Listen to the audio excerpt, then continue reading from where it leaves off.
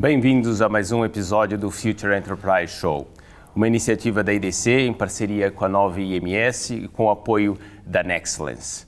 É um programa que pretende discutir os principais temas relacionados com o futuro das organizações numa economia cada vez mais digital.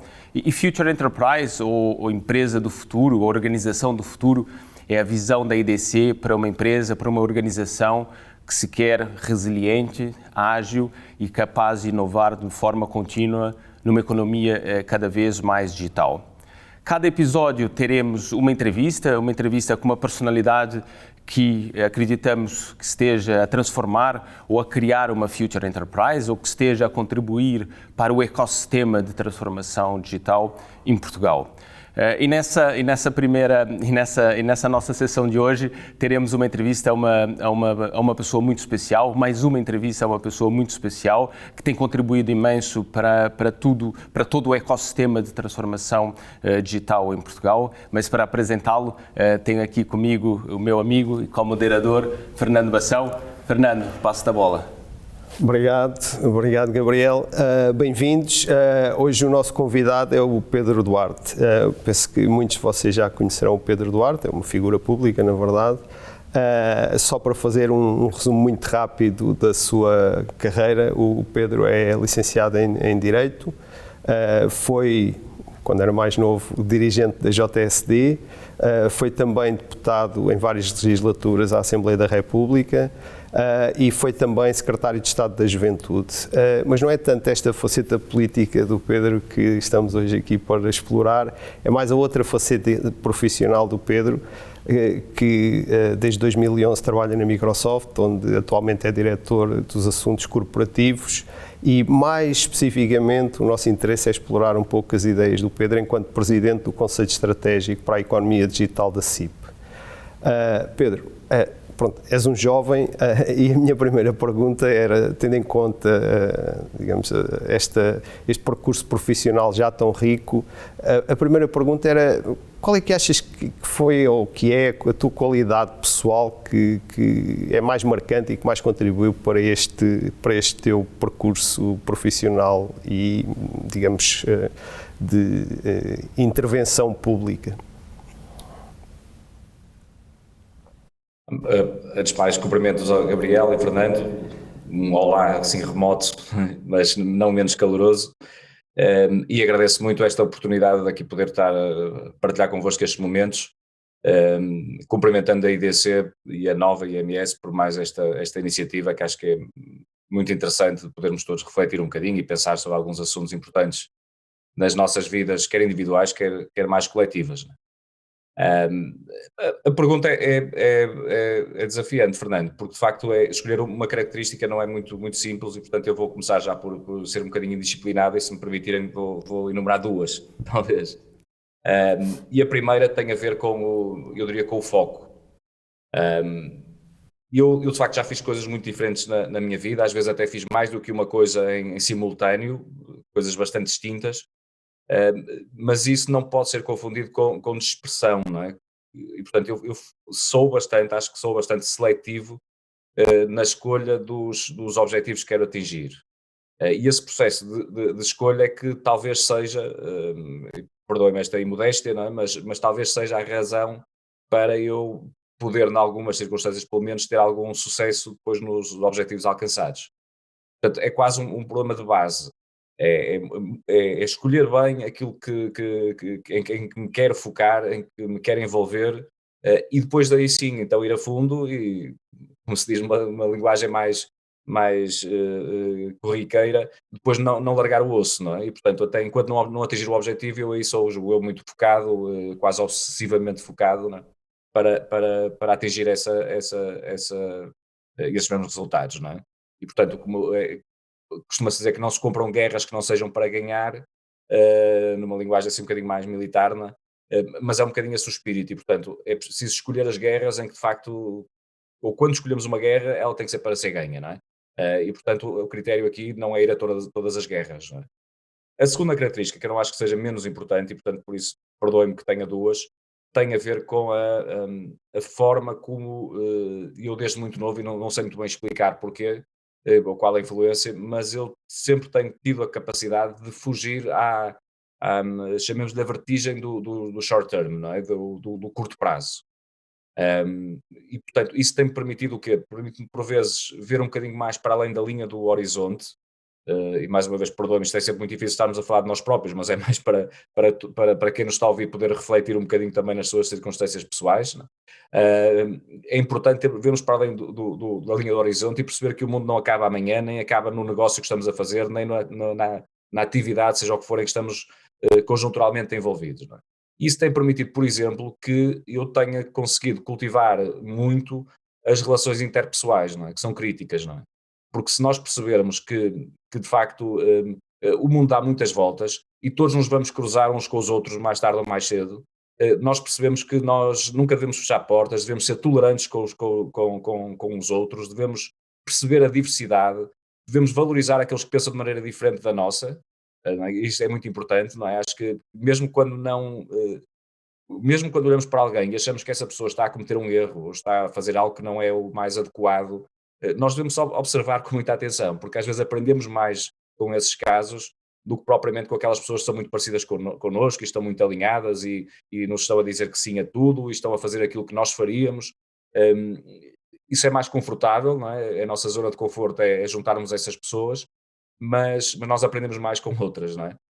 E portanto, eu acho que esta visão um bocadinho mais, se quisermos, de médio prazo, tem-me permitido criar, eu diria, um conjunto de relações interpessoais que no fundo acaba por ser também muito da minha força no dia a dia, não é? É poder ter de facto, aprender com muita gente, não é? E isso tem sido muito benéfico para mim, não é? Pedro, falaste no foco, não é? Falaste no ver para além da linha do horizonte. Tu já há algum tempo, não sei se são 2 ou 3 anos,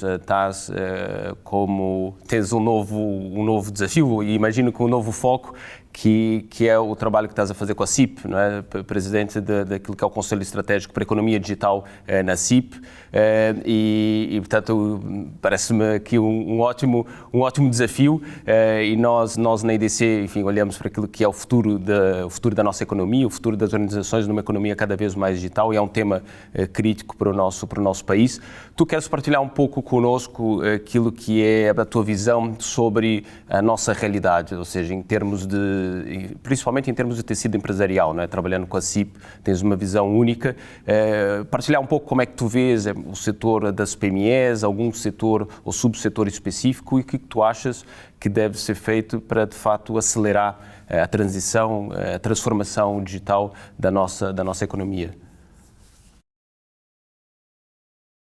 Sim, de facto, este é um desafio novo que o Gabriel, tu conheces bem, não é?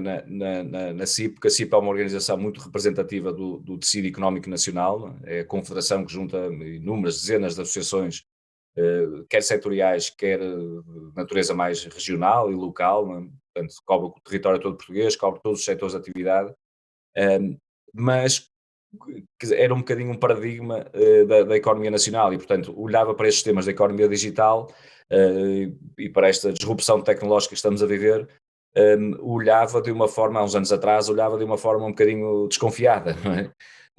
E, portanto, eu acho que a criação deste Conselho Estratégico, e foi isto que o Presidente da CIP me desafiou, foi para isso,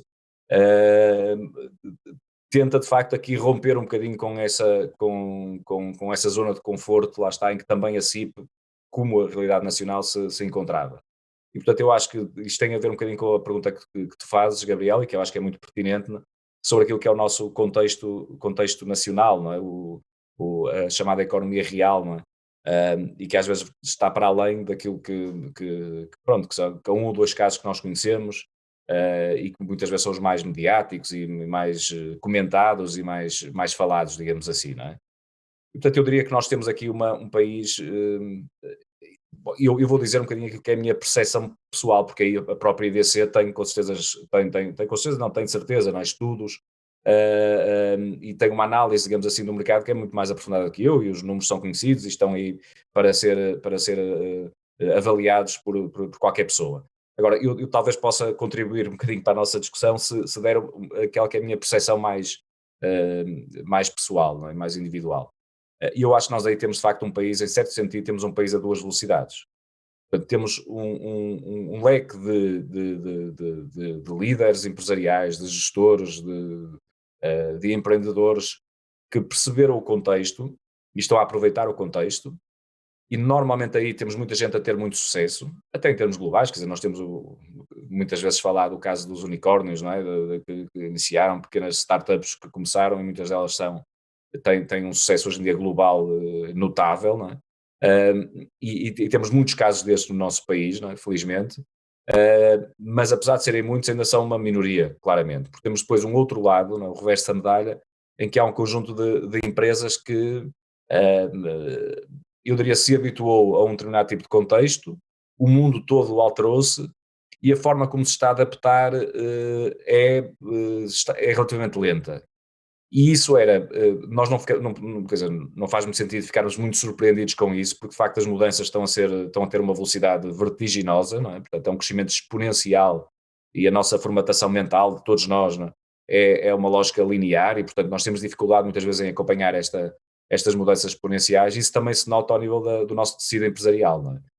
Agora, eu acho que há razões para termos alguma esperança no que está a acontecer. Por um lado, porque nós temos um problema enquanto país, e isto faz sentido talvez fazermos esta abordagem, há de facto, enquanto país nós temos duas vertentes, não é? Por um lado somos um país altamente atrativo para este novo mundo, digamos assim, digital. Por várias razões, porque nós temos uma infraestrutura digital que compara bem em termos internacionais, poderíamos e deveríamos estar melhor, mas não temos um atraso à partida, não é? Como se calhar noutros momentos, noutras revoluções industriais tivemos. Temos depois uma estabilidade política, económica, ao nível da segurança do nosso dia a dia, por exemplo, não é?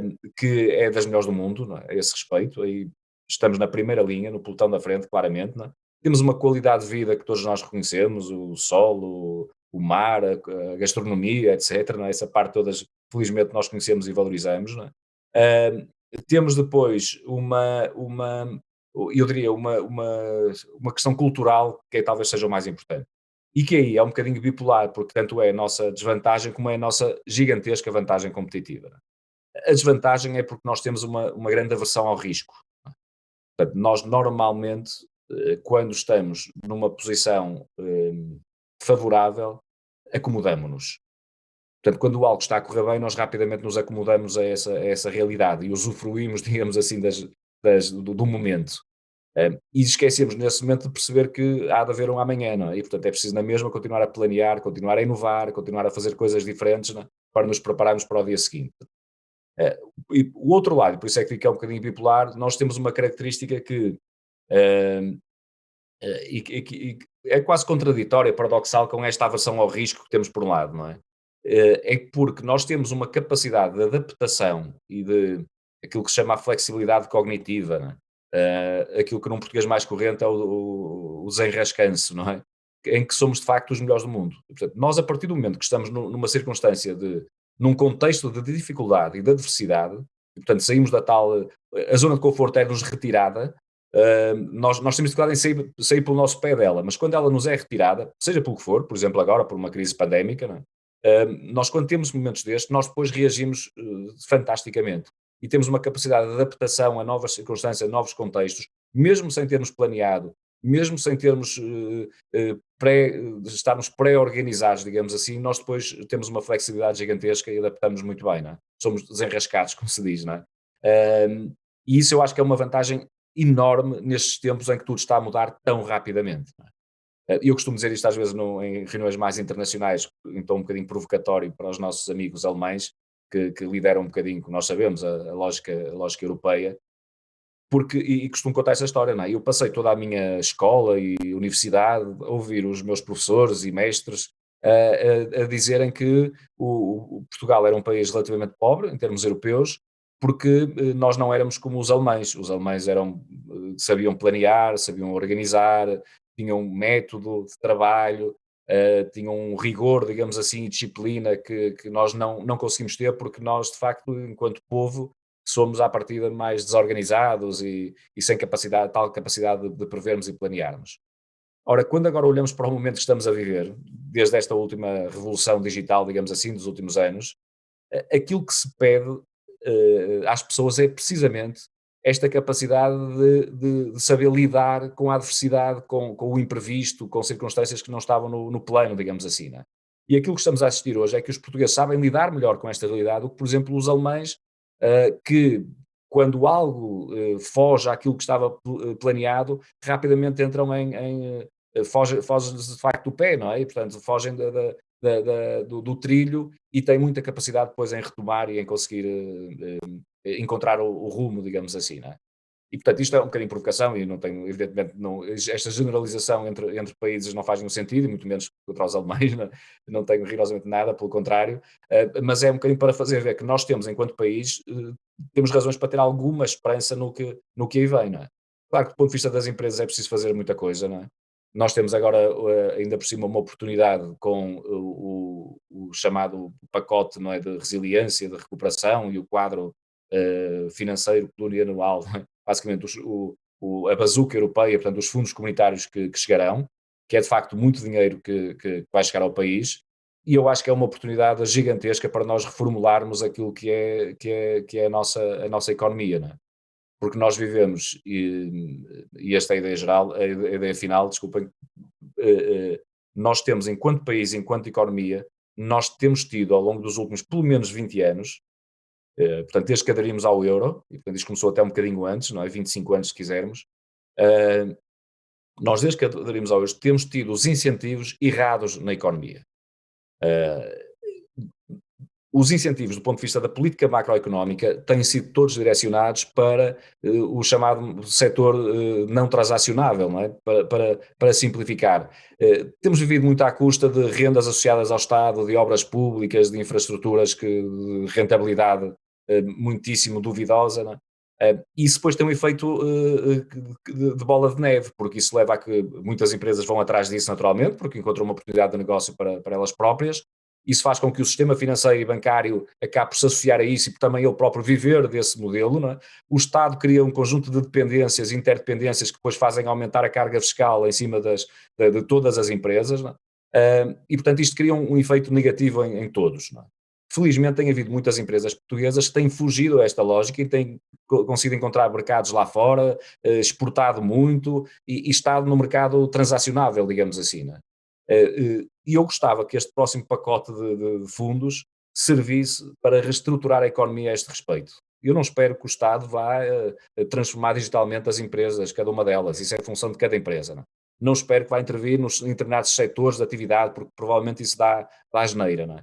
Mas eu gostava que o Estado, do ponto de vista da política macroeconómica, aproveitasse este momento para direcionar a sua aposta, digamos assim, não é? Os seus incentivos, para, de facto, as empresas que podem trazer mais produtividade, mais competitividade à economia. E essas são, de facto, as empresas, muitas delas com certeza PMEs, outras que, sendo pequenas, é muito importante que haja incentivos à sua fusão, ou que entendermos, mas que ganhem escala e dimensão para poderem competir nos mercados internacionais.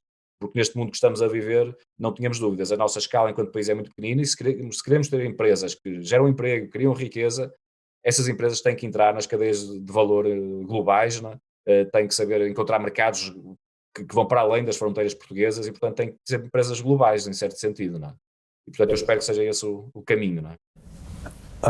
Pedro, digamos assim, o diagnóstico está feito, já avançaste um bocadinho também naquilo que parece que seria, digamos, a boa utilização da bazuca ou vitaminas, não é? Também, como agora já não é bem bazuca, são vitaminas.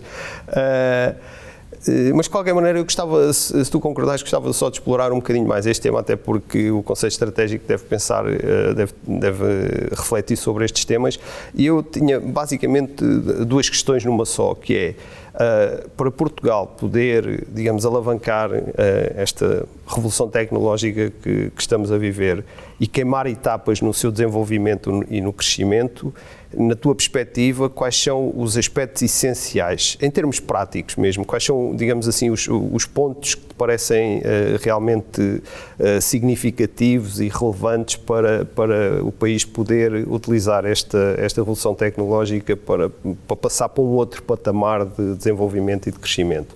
E associado com isto, o que é que este dinheiro que virá da União Europeia poderá contribuir na construção dessas condições promotoras, digamos assim, de um desenvolvimento acelerado da economia portuguesa e, desejavelmente, na criação de uma economia mais moderna, mais competitiva, mais capaz também de fazer parte dos mercados internacionais?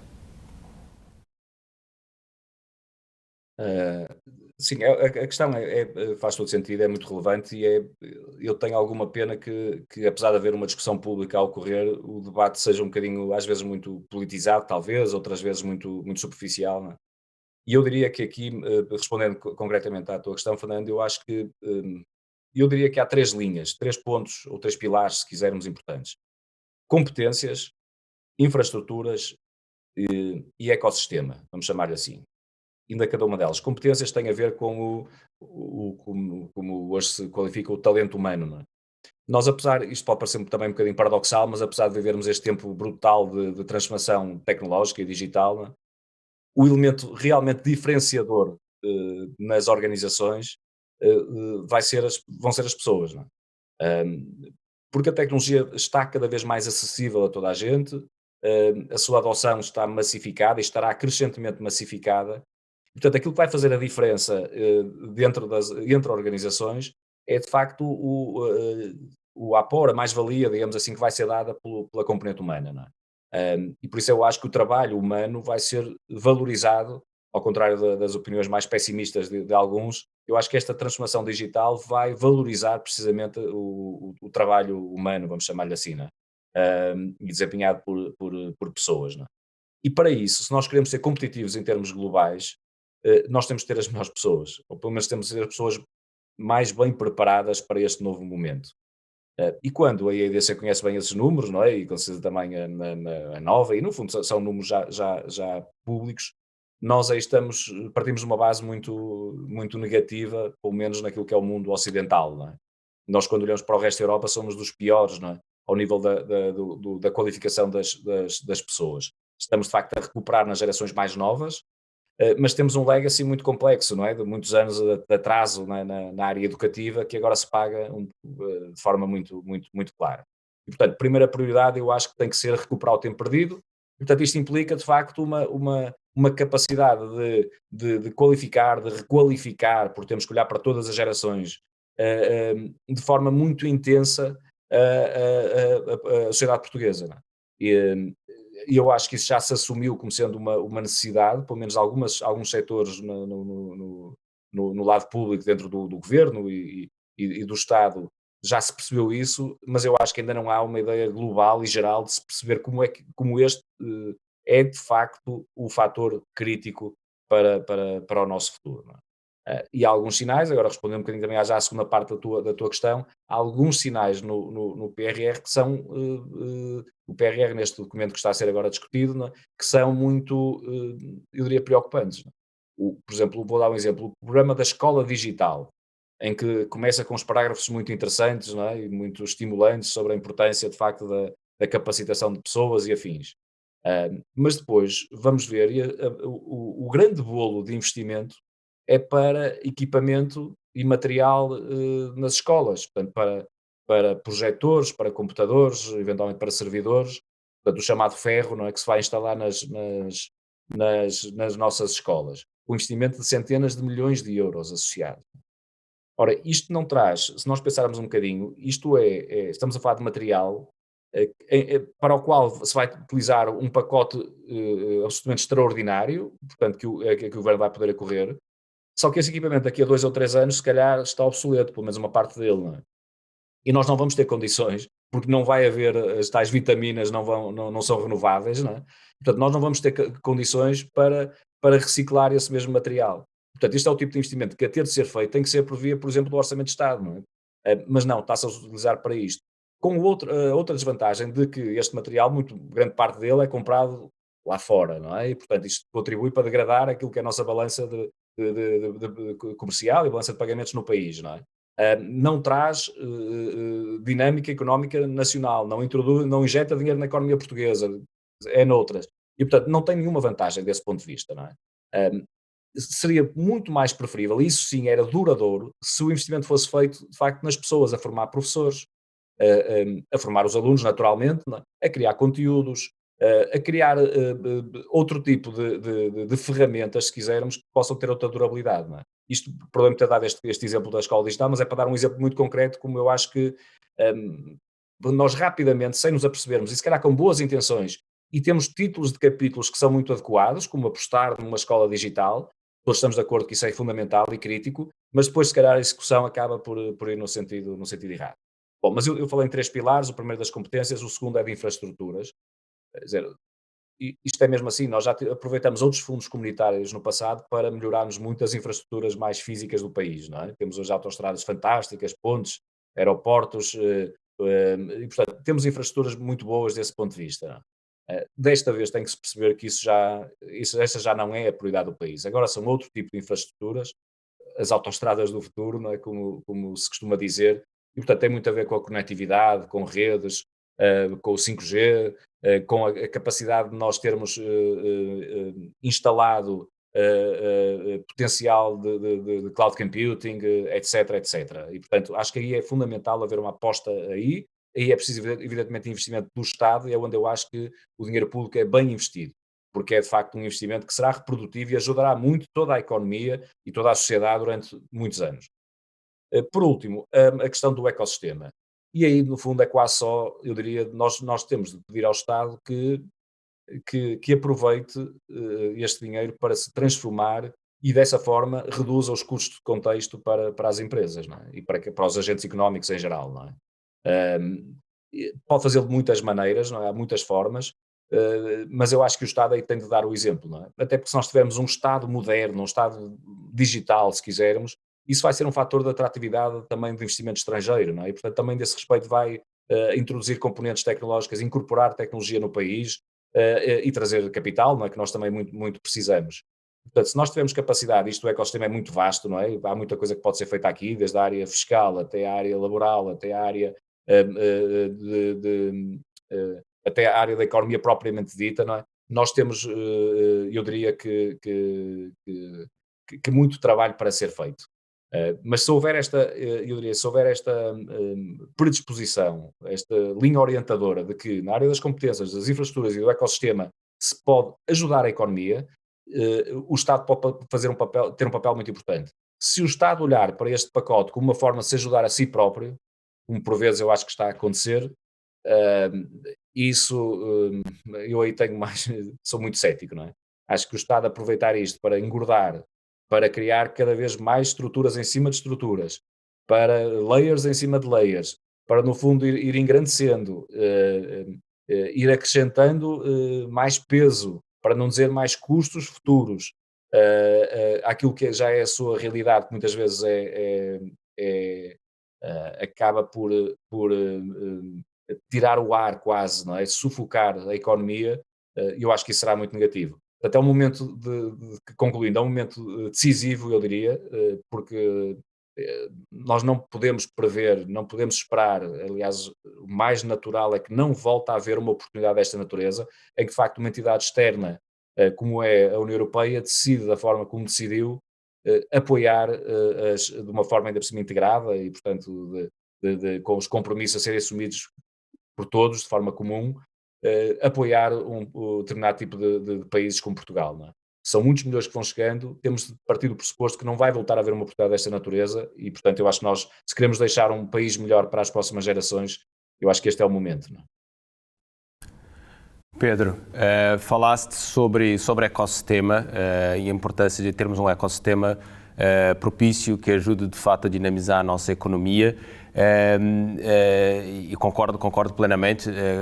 Olhando agora especificamente para o ecossistema de startups, ou seja, há um trabalho enorme a ser feito ao nível do tecido empresarial existente, mas depois há um novo tipo de empresas, as startups, as novas empresas, enfim, de crescimento exponencial, que investem de facto em produtos e serviços inovadores, e portanto é importante dinamizar esse ecossistema. Eu queria que falasses um pouco sobre como é que tu vês esse ecossistema, que de facto nos últimos anos teve um crescimento enorme. Nos últimos 10 anos vimos surgirem startups que depois deram origem a unicórnios, temos enfim, a Web Summit, mas de facto vimos, e acho que o mais importante é que vimos que algumas das startups se tornaram unicórnios e estão a criar empregos, estão a criar valor, portanto esse é um aspecto crítico. Como é que tu vês esse ecossistema e o que precisamos fazer mais? E aqui, pensando no ecossistema, estamos a falar desde regulação, capital, competências, a própria relação com o mundo corporativo.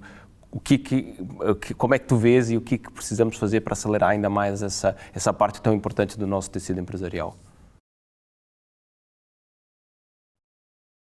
Eu concordo contigo, Gabriel. Acho de facto que este, este ecossistema de startups, mas se quiseres eu diria mais até este ambiente de vibração, não é? Empreendedora que o país viveu nos últimos anos tem sido muito importante e devemos valorizar. Não é?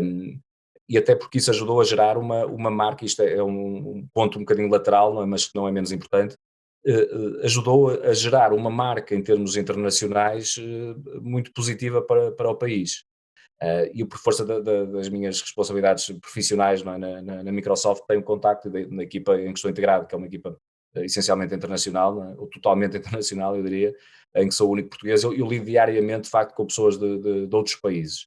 E senti nos últimos 10 anos uma mudança a esse respeito, não é? Portugal era visto como um país cronicamente atrasado nestas áreas, do ponto de vista cultural até, não é? E hoje eu sinto que quando se fala de Portugal, isto acontece na Europa, acontece nos Estados Unidos, não é? E até noutros pontos do globo, quando se fala de Portugal, que nasce imediatamente a ideia de que Portugal é o país das startups, é o país que tem de facto um ecossistema vibrante, que tem capacidade de criar coisas novas e portanto é um país cool, se me permitem, desse ponto de vista, e isto tem um efeito para além daquilo de nos satisfazer o ego mais patriótico, não é? Tem um efeito muito positivo, julgo eu, do ponto de vista da afirmação global e nomeadamente do ponto de vista económico, não é? E portanto isto ajuda as empresas portuguesas que querem internacionalizar-se, ajuda a atrair investimento e portanto acho que isto é uma marca que nós não podemos perder.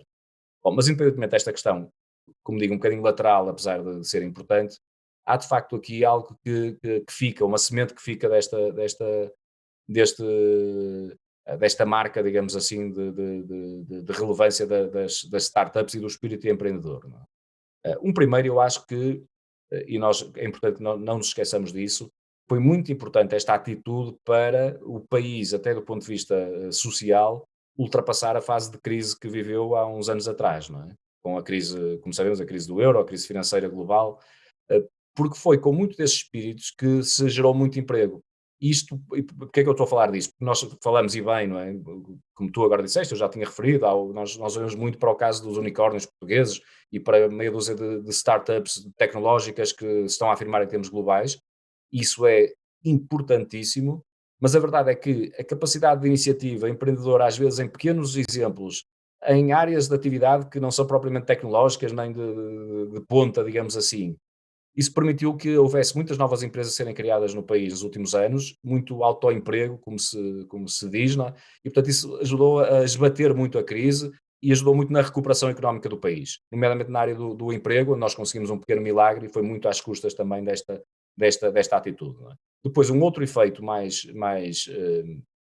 eu diria não de segundo nível, digamos assim, é porque eu acho que estes bons exemplos ajudaram ou estão a ajudar a criar novas culturas e novos hábitos, também em empresas que não são startups, não é? E portanto, eu acho que todo o ecossistema económico, não é, está a ser positivamente contagiado por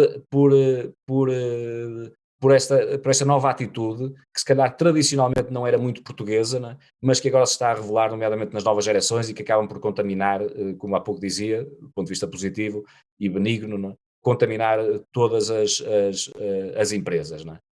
E é nesse sentido que eu acho que, como tu dizias há pouco, Gabriel, eu acho, ou referias há pouco, eu acho que isto tem a ver, tem muito a ver também com uma transformação da economia que se está a gerar também por via deste boom de startups que temos assistido, não é? Elas têm a vantagem enorme de grande parte delas, pelo menos aquelas mais tecnológicas, elas nascem com um espírito, elas nascem globais, se quisermos dizer assim, não é? Isso é crítico para um país que tem a escala que tem Portugal, para uma economia que tem a nossa escala. Nós temos um problema gigantesco. E isto já emboca um pouco na tua questão, Gabriel, final, não é? De como é que de facto conseguimos potenciar, digamos assim, este modelo, este ecossistema, digamos assim. Né? Nós temos um problema de capital, claramente, não é? De capitalização de empresas, generalizado em Portugal, e temos acesso a capital por parte de novas empresas e de startups em particular. Não é? E eu acho que esta capacidade de olhar para os mercados de uma forma mais global é a única saída possível. Pelo menos no curto prazo. Nós não vamos alterar estruturalmente a economia portuguesa em meia dúzia de anos, isso infelizmente não é possível, não é viável. Nós não vamos conseguir atrair capital, ou melhor, mudar a estrutura de financiamento das empresas no nosso país de um momento para o outro, e portanto temos evidentemente ter a capacidade de ir buscar dinheiro onde ele existe, de outros pontos do globo, quer seja quanto clientes, quer seja enquanto investidores, não é? E eu acho que isso é uma mudança muito, muito, muito crucial, não é? Do ponto de vista das mudanças propriamente ditas, que podem ser feitas e induzidas, eu acho que há um conjunto de incentivos interessantes. A própria Europa, enquanto tal, enquanto organização, a União Europeia está a olhar para isto. É bom fazermos esta justiça. A presidência portuguesa da União Europeia, que está a ocorrer neste momento, está a tentar puxar este tema. Nós temos agora em março os Digital Days, onde será assinada uma declaração que visa apontar, ainda é uma coisa um bocadinho vaga nesta fase, não é? Mas apontar para a criação mais tarde de um conjunto de standards para startups que não discriminem nem positivamente nem negativamente startups dentro do espaço europeu. Isso pode nos beneficiar, não é? Porque de facto há países que hoje em dia têm incentivos muito concretos onde nós compramos mal desse ponto de vista, não é? Portanto talvez nós possamos apanhar esse comboio e dessa maneira temos, e quando digo incentivos é a todos os níveis, aqueles que referiste, não é? Do ponto de vista legal, do ponto de vista fiscal, do ponto de vista regulatório em geral, não é? E portanto acho que aí pode haver caminhos para darmos para ajudarmos também do ponto de vista do enquadramento mais regulatório, digamos assim, podermos ajudar aquilo que é um espírito que eu acho que já está bem introduzido na sociedade portuguesa e que agora só temos aqui o expandir o mais possível, na minha opinião. Pedro, vamos passar agora para um conjunto pequeno de perguntas mais rápidas, também já nos estamos a aproximar do fim da nossa conversa. Estávamos a falar de startups e tu és um observador privilegiado destes ecossistemas. Eu tenho uma curiosidade, se tu fosses iniciar agora uma atividade, ou seja, se fosses criar uma startup, qual é a indústria, o domínio que te parece mais interessante, mais, digamos, com maior potencial, digamos assim, para startups, nomeadamente startups portuguesas que têm as limitações que tu acabaste de referir, nomeadamente em termos de capital inicial, todas essas, um mercado no país relativamente pequeno e, portanto, qual é que parece ser as indústrias mais interessantes para startups neste momento em Portugal? Portanto, essa é a 1 million question, não é? Eu se tivesse uma certeza absoluta quanto a isso, se calhar não estaria aqui a falar com vocês e estava a criar essa empresa aí ao lado, passando a brincadeira, evidentemente que não tenho uma bola de cristal ou uma varinha mágica para poder definir isso, até porque, e aí respondo, não fujo à questão apesar disso, e eu acho que isto tem... Quer dizer, não há uma solução teórica para isto, não é? Cada caso é o seu caso, cada contexto é o seu contexto e, portanto, há empresas em diferentes áreas que podem ter enorme sucesso e há empresas exatamente nas mesmas áreas que podem não o ter e, portanto, o setor em si desse ponto de vista, eu acho que não é a principal variável condicionadora, não é?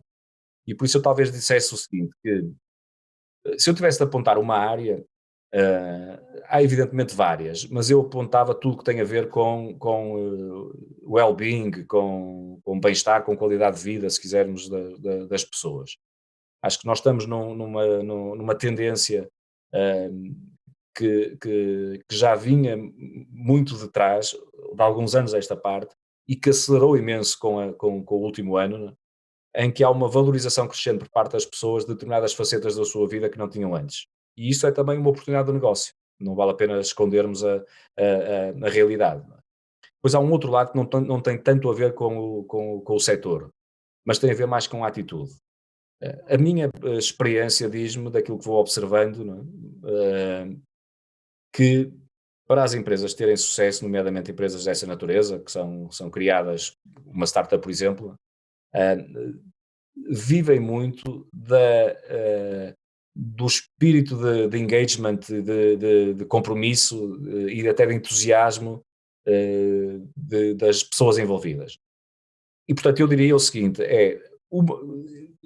eu teria que fazer algo que me desse muito gozo, não é? E, portanto, onde eu me pudesse divertir. Às vezes mais importante do que uma área que me mostram num Excel, que é uma área que tenho mais condições de sucesso, é eu encontrar aquela área onde há aqui um match, digamos assim, entre aquilo que são os meus interesses individuais, os meus gostos pessoais, os meus skills, evidentemente, mas a minha predisposição para eu, de facto, agarrar aquele setor e aquela área, não é? E, portanto, como sugestão, eu diria a cada uma das pessoas que nos ouve, se estiverem a pensar em algo parecido, olhem evidentemente para o mercado, é fundamental, olhem para o contexto, isso é crítico, mas há uma outra variável que não deve ser menos importante, que tem a ver com algo que é um bocadinho íntimo, não é? Que está dentro de nós, nós vamos nos divertir a fazer isto vai-me dar gozo, vou levantar todos os dias com vontade de agarrar nestes desafios, isso eu acho que é mais, se calhar até, eventualmente não quero aqui fazer pesar na balança, mas eu diria que é pelo menos tão relevante quanto a abordagem mais exógena que evidentemente também tem que ser feita. Não é? Espero ter respondido, Fernando, apesar da pergunta ser muito difícil. Não, Pedro, claramente essa questão do propósito, ou seja, de fazer algo que de fato nos dá gozo, acho que é fundamental e concordo plenamente. Mas se tivesse que dar um conselho aos teus filhos sobre que curso ou que carreira escolher, imagino que o tema do propósito e daquilo que é de facto aquilo que se gosta de fazer estaria no centro dessa decisão, mas qual conselho é que darias para os teus filhos? Eu tenho duas filhas, uma de 15 e uma de 12, e portanto tenho esse problema, esse dilema, não é? Esse dilema moral quase todos os dias, não é? Evidentemente que uma resposta mais imediata é nós olharmos para aquilo que, por exemplo, a IDC também já consegue prever, não é? E nós vemos que evidentemente vai haver imensas oportunidades de emprego nos próximos anos, emprego valorizado, portanto, e bem remunerado, nas áreas tecnológicas, não é? E, portanto, com especialização tecnológica, seja nas áreas da cibersegurança, da inteligência artificial, de análise de dados, etc, etc, não é? Portanto, todas essas áreas são áreas que nós sabemos que, num prazo razoável dos próximos anos, isso são as áreas com mais oportunidades. E, portanto, se quisermos uma sugestão de primeira linha, é logo apontar para esse caminho. Mas, quer dizer, todos nós olhamos para a vida dos nossos filhos ou das gerações seguintes, não é? Olhamos com a perspectiva de que seja uma vida muito longa, não é? E, portanto, eu aí talvez dissesse que mais importante do que a área em si, aquilo que nós vamos viver nos próximos anos do ponto de vista da transformação do trabalho é de tal ordem que não há mais pequena dúvida que a geração das minhas filhas vai, evidentemente, ter isto agora, já ouvimos isto há uns anos esta parte, mas agora é mesmo a sério, vai ter inúmeras profissões e mais do que isso, inúmeras atividades a desempenharem, porque se calhar até podem ter só uma profissão, isto é, até podem, se quiserem trabalhar por conta de outrem, até ter só uma entidade empregadora a vida toda. Mas a questão é que essa empresa, para sobreviver, vai ter que fazer coisas completamente diferentes e, portanto, vai estar a transformar-se todos os dias. E, portanto, a sua função, a sua atividade, a sua description de job, digamos assim, vai ser alterada permanentemente. E, portanto, eu acho que mais importante, talvez, do que a área em concreto, é alimentar-lhes algumas características, como seja, desde logo a curiosidade de aprender coisas novas, não é? Aquilo que eu há pouco dizia, do ponto de vista da necessidade de ter skills mais adaptados a este tempo, a flexibilidade, a adaptabilidade, as relações interpessoais, a capacidade de trabalhar em equipa. E, portanto, eu olho com sinceridade, olho mais para a formação das minhas filhas, se quisermos, como uma experiência, não é? Mais do que propriamente como um momento em que estão a acumular conhecimento e aprendizagens, não é? Isso evidentemente também é importante, mas eu acho que elas devem viver isto tudo como uma experiência, não é? E enquanto estiverem a ver como uma experiência, estão a fortalecer-se, a enriquecer-se, e isso vai-lhes ser muito útil no futuro, não é?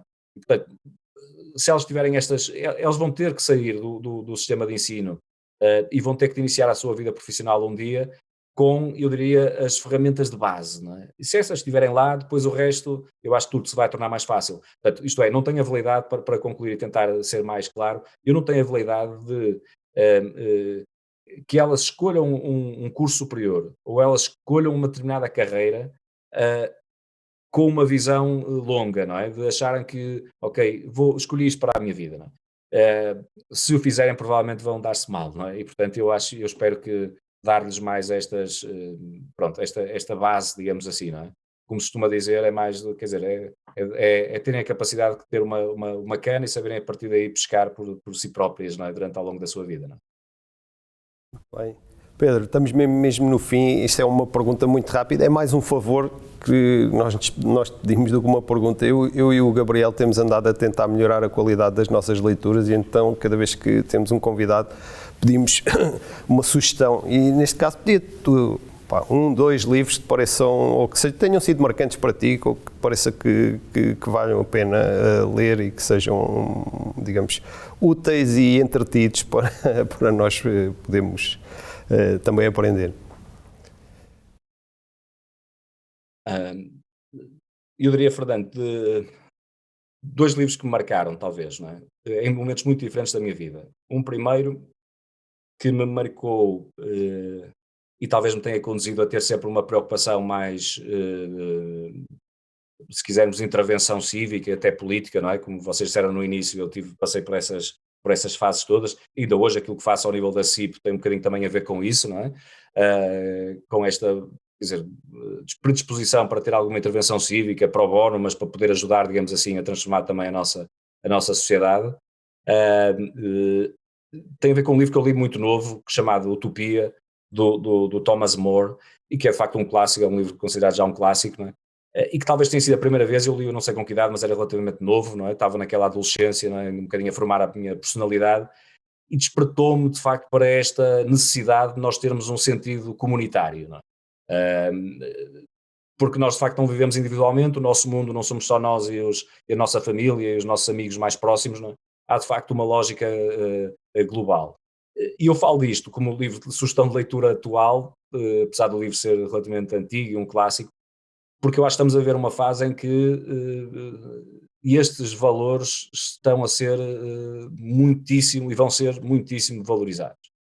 Aquilo que o World Economic Forum, o seu líder, tem chamado e tem escrito, chama-lhe o stakeholder capitalism, não é? Que é este momento que estamos a viver, não é? Portanto, é na vida das nossas empresas, aquela que é a componente que nós tradicionalmente chamávamos de responsabilidade social, que era assim um setor, um departamento de fim de linha, digamos assim, que se colocava ali para se fazer uma ou duas iniciativas e um relatório no final do ano. Isso agora está no core e vai estar cada vez mais no core da vida das empresas. E as empresas que vão vingar são aquelas que vão ter uma responsabilidade ética, uma atitude de responsabilidade social, responsabilidade em termos de sustentabilidade, etc., etc., acima das outras. E, portanto, um sentido, se quisermos, comunitário, não é? Da empresa olhar não só para aquilo, e por isso é que ele chama stakeholder capitalism, não olhar só para os shareholders, não é? Não olhar só para aquilo que é se quisermos, o resultado financeiro do final do ano, nem a distribuição dos dividendos pelos seus acionistas, mas perceber que, para bem dos próprios acionistas, a médio prazo, a visão tem que ser muito mais comunitária, não é? Bom, mas isto, perdi demasiado tempo a falar de um livro. O outro, muito rapidamente, mais atual, porque tem a ver com os temas mais do presente, em concreto, E eu, como devem imaginar, tenho lido bastante sobre este momento, muitos livros, e há muitos interessantes, alguns deles até em que os autores são os líderes da minha empresa, que eu aprecio muito, mas eu, para não ser suspeito, vou fugir a isso, e talvez fale de um livro que se lê bem, relativamente leve, mas que aponta os grandes desafios que temos agora pela frente, do Harari, do Yuval Harari, um israelita que conhecerão, e que se chama 21 lições para o século XXI. É um livro que eu apreciei bastante, em que me fez refletir bastante, e como digo, não é um livro particularmente complexo do ponto de vista tecnológico, mas que, quer dizer, aponta-nos e mostra-nos quais são de facto os grandes desafios que temos pela frente enquanto humanidade, designadamente neste momento de disrupção tecnológica que estamos a viver. Pedro, fantástico conversa. Começamos a falar sobre questões fundamentais como o foco, a visão a longo prazo. Depois falamos sobre aquilo que é necessário para transformar a nossa economia, a importância do ecossistema empreendedor em Portugal e o que se pode fazer para aproveitar, no fundo, aquilo que é essa oportunidade dos fundos comunitários, principalmente com o reforço agora relacionado com o PRR, e terminamos, enfim, que acho que foi com uma visão muito interessante, que é algo que acho que junta isso tudo, não é? Falarmos um pouco sobre o tema da sustentabilidade numa perspectiva mais transversal, quer seja a nível social, económico e ambiental, e portanto acho que foi uma conversa fantástica, pelo menos da minha parte aprendi muito, foi ótimo, foi uma hora muito interessante, portanto muito obrigado pela tua presença. Obrigado, Pedro. Eu agradeço muito, é ótimo para mim e parabéns pela iniciativa. Obrigado. Muito bem, e terminamos assim mais um episódio do Future Enterprise Show, uma iniciativa da IDC em parceria com a nova IMS e com o apoio da Nexcellence. Muito obrigado e até breve.